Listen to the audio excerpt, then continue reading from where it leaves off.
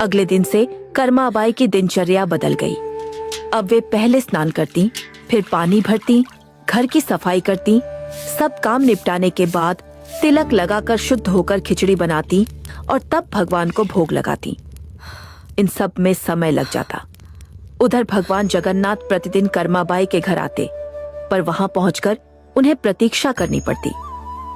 कई बार वे बहुत देर तक भूखे बैठे रहते या उन्हें बिल्कुल अच्छा नहीं लगता था। उनका बाल हृदय व्याकुल हो उठता।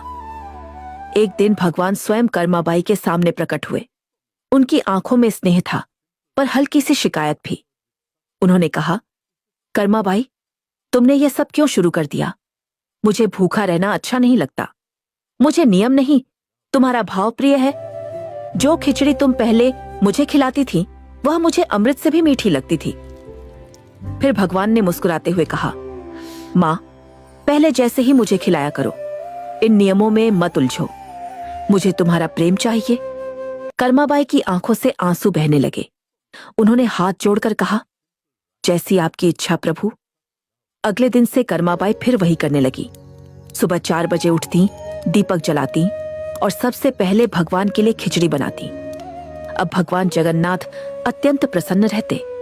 वे प्रतिदिन सुबह कर्माबाई के घर आते और प्रेम से खिचड़ी ग्रहण करते। समय बीतता गया। एक दिन कर्माबाई इस संसार से विदा हो गई।